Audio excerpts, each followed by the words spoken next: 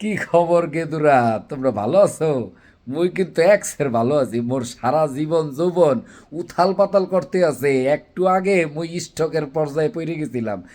এমন তোরা কামব্যাক করবে আর্জেন্টিনা মুই ভাবতেও পারি নাই। এটা পৃথিবীর মহাবিশ্বে আসলেই, পৃথিবীতে এটা আসলে বিরল এরকম একটা ঘটনা। মানে এটা আসলেই কি সম্ভব? হ্যাঁ, এটা আর্জেন্টিনার দ্বারাই সম্ভব, কারণ আমরা যে দলটা সাপোর্ট করি এটা যেমন তেমন দল না ভাই। অনেকে প্যালান্টিনা বলেন, ফিফান্টিনা বলেন, ভাই যা কিছু বলেন, I have no problem, I have no headache, but এটা আপনাদের মানতে হবে যে আজকের এই 70 থেকে 80 মিনিট পর্যন্ত দুই দুইটা গোল খাওয়ার পরে লাস্টে তিন তিনটা গোল দিয়ে আবার কামব্যাক করাটা চারটিখানি কথা না। আর এই যে বলেন ফিফা কিনা ফেলছে, টাকা দিয়ে কিনা ফেলছে, পেনাল্টি এই হইছে সেই হইছে, কত ইতিহাস বইলা ফেলেন ভাই। পৃথিবীর এত বড় বড় প্রযুক্তি ওই দেশে, আর এত মিলিয়ন মিলিয়ন লোক খেলা দেখে, তাদের চোখে কি ভুলগুলো পড়ে না? এত কিছু যে বলেন ভাই, টাকা দিয়ে কি গোল দেওয়া সম্ভব? মাঠে তো গোল দিতে হয়। এটা তেমন না যে হাত দিয়া ধইরা নিয়ে যা গোল বক্সে যা ফিফা দিয়া দিল আর একটা স্কোর সাজায়া দিল, বিষয়টা কিন্তু এমন না।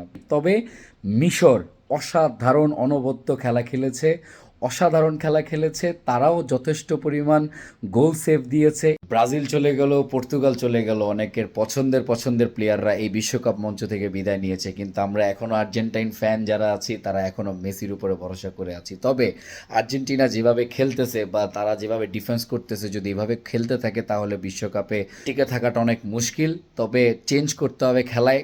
কিন্তু মনুরা বাইবে যাও না, কিন্তু আমরা গর্তে লুকাইয়ে যাব, আমরা আড়াইয়ে যাব, আমরা কিন্তু আমরা টিকে আছি।